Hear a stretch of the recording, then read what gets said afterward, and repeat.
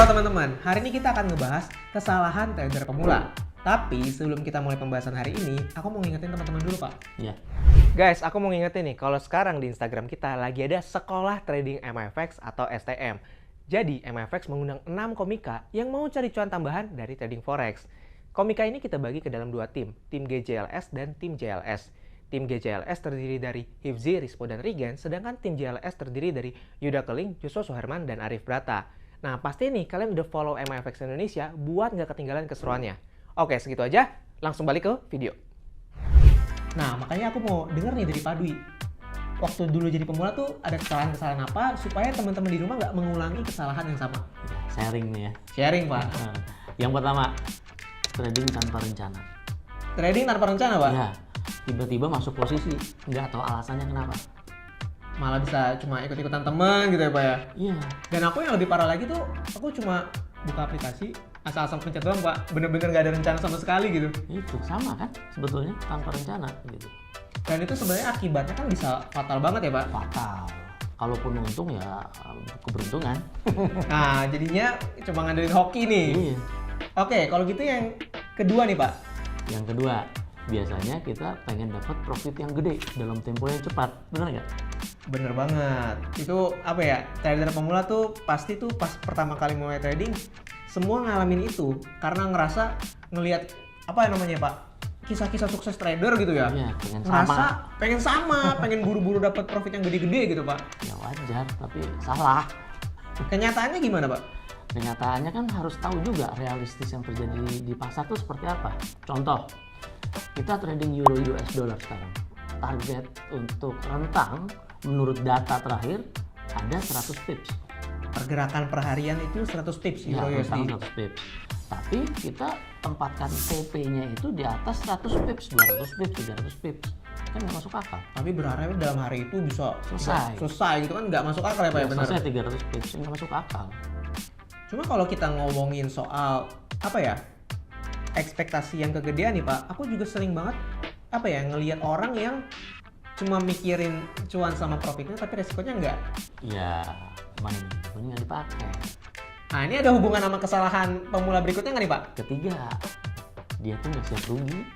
Nggak siap rugi. Siapa sih yang mau rugi? Nggak mau. Tapi kan rugi itu yang di forex itu kan meminimalisasi kerugian. Jadi sebenarnya selain fokus sama profitnya yang wajar gitu, Pak, Iya. manusiawi, itu mesti dipikirin juga resikonya seperti apa ya, Pak ya? Resikonya seperti apa, targetnya juga realistis. Yang paling simpel ya pasang stop loss gitu ya, Pak ya? Ya, tempatkan stop loss ya juga dengan perhitungan gitu. Dengan perhitungan. Iya. Tapi aku pernah sih, Pak, ngalamin kayak udah pasang stop loss, tapi begitu ngelihat floating loss, marketnya salah arah, panik gitu, Pak. Terus stop lossnya aku matiin. Ya, asuransinya dihilangin gitu kan. Iya. Bahaya nggak? Bahaya. Iya, makanya. Dan itu sering banget kejadian sama trader-trader pemula tuh, Pak. Iya. Nggak pakai stop loss, Nggak mau rugi. nggak mau rugi.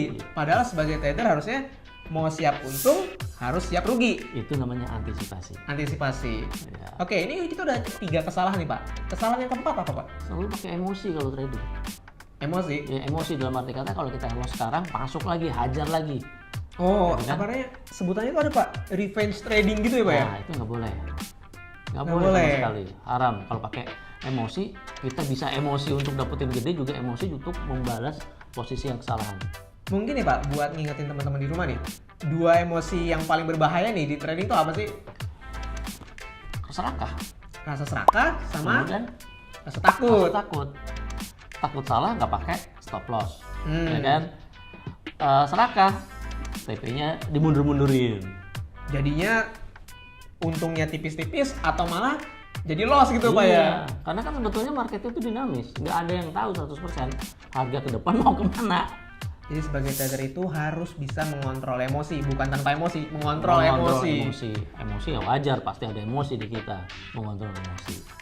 Oke, kesalahan trader berikutnya gitu, Pak. Nggak fokus. Nggak fokus. Nggak fokus dengan apa yang kita amati sekarang. Kalau dari pengalaman Pak Dwi sendiri, Pertama, kita sudah punya sistem yang betul-betul bagus. Tapi masalahnya sistem yang kita anggap betul-betul bagus ada 4. ada 4. Ada 4 contohnya. Semua sistem dipakai.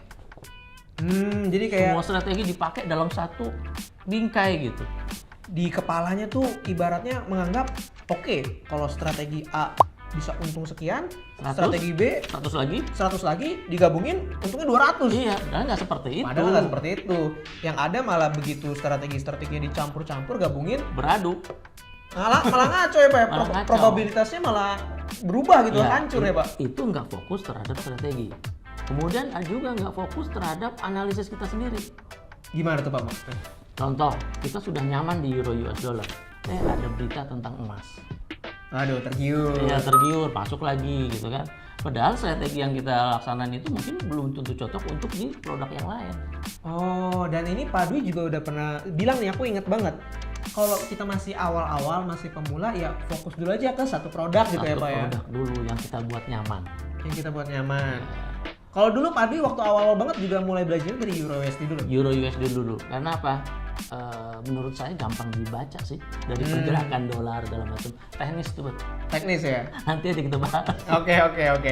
Tapi kenyataannya nih Pak, waktu dulu Pak Dwi bisa nggak fokus tuh, akhirnya Pak Dwi melakukan apa Pak supaya mulai fokus gitu? Karena loss. Karena loss. Evaluasi lagi, oh ternyata nggak fokus. Ya balik lagi ke fokus lagi. Karena kebanyakan orang itu susah diajarin, begitu loss baru tahu, baru dapat pelajaran gitu ya Pak ya. Iya, pelajaran terbaik kan pengalaman. Benar. Kalau teoritis nggak jadi pelajaran itu, dibaca. Kalau profit sombong, belagu ya Pak. Ya. Kalau rugi, oke ini pelajaran. Pengalaman. Kalau profit, oh ini emang saya jago gitu. Tapi begitu loss, aduh, emang nasib nih, pengalaman gitu. Selain itu Pak, pasti ada lagi dong kesalahan dari pemula. Ini kalau zaman sekarang leverage. Nggak tahu cara penggunaan leverage yang baik itu seperti apa. Contoh Pak. Contoh, kalau sekarang kan kita pakai 1:100. Cocok nggak dengan sistem trading kita? Nah itu harus ada perhitungannya, ada perhitungan khusus untuk pakai. Apakah harus pakai 1:100 atau pakai 1:500? Macam-macam. Nah kita 1:100 itu sudah cukup aman untuk transaksi. Menurut saya seperti itu.